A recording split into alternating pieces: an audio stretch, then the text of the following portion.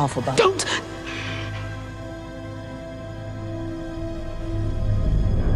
You can't, can you? Can you? Try! So I'm not sure you guys know this, but I'm a pretty big musical guy. For the most part, when I watch something and I realize that it's going to be a musical, I'm pretty excited about it, since that means that new songs that I can play indefinitely for the next month or two. So when Wicked came out last year, I was excited, even though I never actually seen the original on Broadway. Sorry guys, I'm more of a Hamilton type of guy, if you know what I mean. But Wicked was amazing though. With part 2 right around the corner, I want to rehash the first part of Wicked. Are you ready? Good. So we are brought back to the land of Oz. But you know, it's after the events of Dorothy taking out the Wicked Witch of the West. So we go to Munchkinland and all the Munchkins are cheering and they are all like, Let's go! I'm sick of her ass! and then you got Glinda who is like, yes, that's great, woohoo everyone. Now anyway, I'll be off now. But right when she's about to leave, someone stops her and asks if she knew the Wicked Witch of the West. I know, Glinda was quaking in her heels when she heard that question. She didn't want to get burned at the stake too, but she was brave enough to explain that she was friends with Elphaba at one point. I know, crazy. How could someone like her have friends? Well, she wasn't born evil, you know. She was just born, well, you know, green. And boy, did she get a lot of crap for being born green. Well, she has powers too, obviously, but I swear they were more hung up on the fact that she was green. Crazy how skin color can get people riled up. So of course she got bullied and no one wanted to talk to her or be near her, and her childhood sucked. Well, except the bear that raised her. She's a real one. Better parent than the father would ever be. Alright, so fast forward to the present day and we arrive at the University of Shiz. Now I love how the University of Shiz looks. It's a beautiful campus, don't get me wrong. But that name, man, you're just begging to get vandalized by someone on that campus. Really just set the punchline up for them with that name. So Elphaba and her sister Nessa. Oh, my bad, I left out Nessa. So Nessa is just Elphaba's little sister, but she is physically disabled though, since her father was so desperate for his other child not to be green that he overdosed his wife on milk flowers, ultimately killing her and disabling his daughter. So I think you can adequately understand my feelings for this man. I can't stand you! So they come to Shiz University to drop off Nessa for her first day of school. Elphaba naturally gets a lot of ugly stares for being green as she walks her sister inside the university. I swear, is her being green that insane to these people? Mind you, this is the same world where they believe in an all-powerful wizard that can grant any wish and has animals as literal professors. But a green person? Oh no, the horror. How can that be possible? But anyway, this is where the fabled souls meet because Glinda is also there. She is really giving that popular girl energy. Yes, I know she literally has a song called Popular, and she has her posse of people constantly praising her. Glinda greets Elphaba and tells her she is green, and Elphaba is like, damn, I didn't notice. This is like when a black person tries to cosplay any anime or comic character, and you got that one dork in the comments like, I'm sorry, but you're black. Frieren is not black. Man. Shut your bitch ass up! And Glinda walks away distraught after Elphaba didn't treat her nicely, and talking to her friends like if it was a forum on or Am I the Asshole. So the ceremony starts and we are introduced to Madame Marble, who is the head of the Magic Studies department. She says her bit and the opening ceremony is over, and then they head off to their rooms. Nessa tries to head off to her room, but an overly nice professor tries to help her against her will. I seriously don't know what this lady's deal was. She just said she was okay like multiple times. Elphaba yells for her to stop, and she accidentally ends up going overboard and her magic destroys the place. And Marble is like, holy crap, and quickly scrambles downstairs. She then saves Elphaba in a sense and takes credit for destroying everything to show them a taste of shiz. And well, I mean, it's kind of strange to take credit to throwing benches all over the place and possibly injuring a few students to show them the magic of shiz, but to be honest, if I was Elphaba, I would just be happy I didn't have to pay for all the stuff I just broke. So like a kid with a basketball scholarship, Madame Marble's like, damn, I like your skills, kid. Where can you start? But of course, it has to stay a secret since she is going to be Madame Marble's special little project. Let's go, Elphaba gets to go to Shiz. Hopefully she doesn't have to pay over $40,000 a year just to attend the university, right?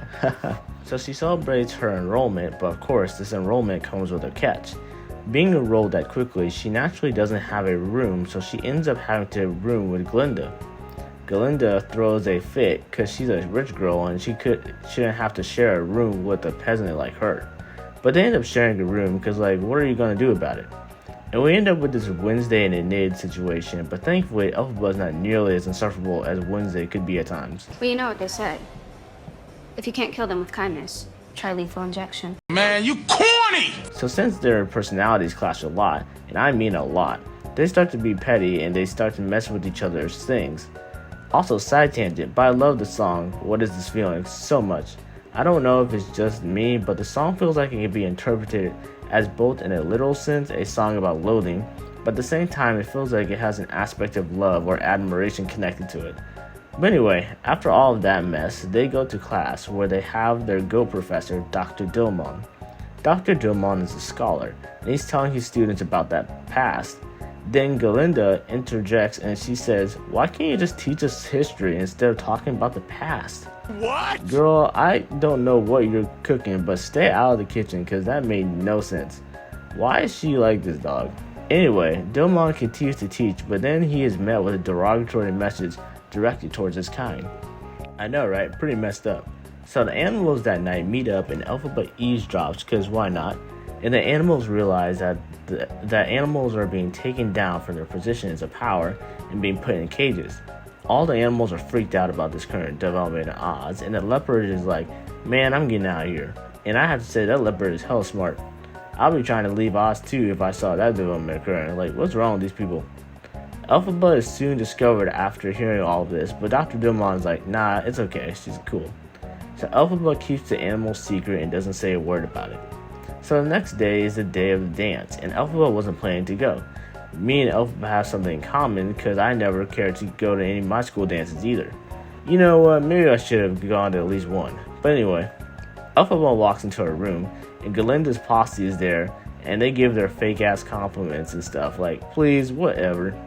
Galinda, however, decides to invite Elphaba to the dance, and gives her this cool hat her grandmother had to go in the dance. Elphaba must have really digged the hat, cause she agrees and goes to the dance. Everyone is at the venue dancing and having fun, and I have to say, the venue is fire. It looks like it's in this underwater cave or something. It's straight out of The Little Mermaid, but they aren't really underwater. It's so cool. Galinda is vibing, and then Madame Morrible comes up to her and allows her to join her program. This seems out of the blue, right? Like, why would she do that? Well, it turns out that Elphaba threatened to leave the program unless she let Galinda join the program too. I swear, Madame Morrible's delivery was so funny here because you can tell she couldn't care less about Galinda joining the program.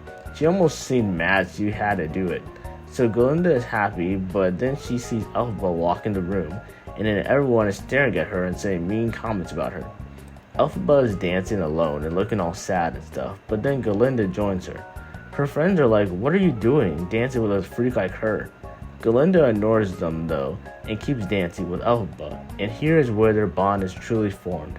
Now don't get me wrong, this scene is beautiful, and I love Galinda embracing Elphaba in this scene, but the thing that is also funny is how everyone switches up in a millisecond the moment Galinda is cool with Elphaba. These are some fake ass people, bro. They are all of a sudden like, "Yeah, Elphaba's cool now. I always liked you, Elphaba." Like, man. Shut your lame ass up. So after the dance, Elphaba and Galinda become besties. And now they are besties, and all Galinda is like, "I'm gonna help you out. I'm gonna make you popular and gorgeous like me." She tries taking her glasses off, and this is like, yeesh, maybe not. Finally, a beauty standard that doesn't involve taking the glasses off to look hotter. This time, keeping the glasses on makes Elphaba hotter. But honestly though, Cynthia is attractive regardless though. Galinda tries to show her more of her tricks on being popular. You know, the classic toss. Although Elphaba's hair ends up slapping her. And then Wanda pulls out her cool new wand to try and change her outfit. I would say the new outfit was super pretty and cool if Galinda was actually able to make one, because she couldn't. Oh my God. Yeah, she just couldn't. I don't want a power scale here, but the difference between Galinda and Elphaba is crazy. Like, it's like Goku versus Deku. They ain't even in the same league. So the next day, Elphaba is sent a message from the great and powerful Oz himself. Everyone is hyped and excited that Elphaba gets to go to the Emerald City to meet the wizard, but then it starts raining. I guess the clouds didn't get the memo. But don't worry, since Madame Morrible can apparently control the weather, I can't believe she did this so nonchalantly. Like, isn't that some crazy level of magic power to be able to do that? Or is that some elementary stuff? I don't know, I feel like everyone was a little too chill about that. So anyway, Elphaba goes on the train that goes to the Emerald City, and Glinda is like, goodbye, but Elphaba is like, you should come with me, it's gonna be fun. But Glinda's like, no, I can't. But of course she decides to go anyway, because why would she miss out on the big city? So we arrive to the Emerald City, and it is absolutely gorgeous. It's so green and beautiful. That cool things like snow globes, this stork thing, and a barbershop. I would love to go there and get me a nice fade. They would have me looking clean as hell. I also love they give a small nod to the original Glinda and Elphaba from the original Broadway musical. This didn't mean a lot to me, unfortunately, since I've never seen the original, but I'm sure it was cool for people who were big fans of the original Broadway play. So Elphaba and Glinda are escorted to the wizard, and he got his army of monkeys. They carrying these spears looking like guys that would be running with Caesar. So they finally meet the wizard, and he's putting on a show. He got a gigantic robotic face, saying, "Who are you?" with the fire effects in the background. My man's just trying to look as menacing as possible. Meanwhile, you got Glinda and Elphaba quaking in their boots like Dorothy in the game later on in the story. But it turns out it was nothing scary at all, because it turns out, oh my gosh, is that Jeff Goldblum? I'm sorry, I mean, it's the Wizard of Oz. Don't get me wrong, I love Jeff Goldblum's performance in the movie. He does a great job, but whenever I saw him in this movie, I was basically like that Bojack, just being like, oh my goodness, it's Jeff Goldblum. So anyway, the wizard is like, ah man, it's great to see you guys. And he does some basic run-of-the-mill magic tricks like the coin behind the ear and tap dancing. Which, I mean, come on man, that ain't magic. I could do that. Give me a solid month or two and I'll have it down. So Oz and the girls are just hanging out. Oz is walking through his diorama of the land of Oz, and he wants some input on what color to make the road.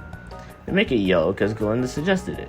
And then the wizard just talks about how happy he would be to have Elphaba as his apprentice and stuff, and how she could just live in the Emerald City while working for him, which seems like a pretty sweet deal if you ask me. So the monkey reveals a grimoire, which is this magic book that only true masters of sorcery can read.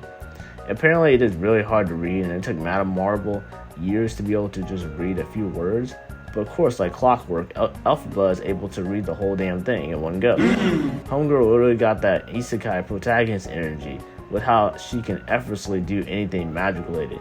She unfortunately also gives this poor guy and every other monkey wings, and they make it look so painful too. Like she was brutally shoving the bone structure of wings inside them. It made me cringe so much while watching it. The monkey's growing wings did reveal something, however, since something Madame Morrible said revealed the wizard's true intentions. You see, the wizard here, as you can tell by his amazing magic skills, can't actually do anything else useful, but Elphaba can. So the wizard would be the public face, while Elphaba would be behind the scenes doing the real magic to save face for the wizard. Oh yeah, also he wants to make the animals a common enemy of the people, so he can spy on them and enslave them. Sounds like a good guy, huh? So Elphaba is furious, and I don't blame her, cause imagine realizing the guy you idolized was just a straight up fraud. That's like your hero missing a simple layup. Hey, shut up. That's not what I meant, but you get the idea. So Elphaba runs away, and Glinda runs after her, while Madame Morrible switches teams instantly and sends the monkeys after Elphaba. So they're able to escape for now, but Glinda is pissed off cause she's like, girl, why did you mess up a good deal like that? You could have been set for life. And Elphaba is like, do you have any backbone, any morals? Glinda's like, okay fine, but can you at least just apologize and forget this ever happened?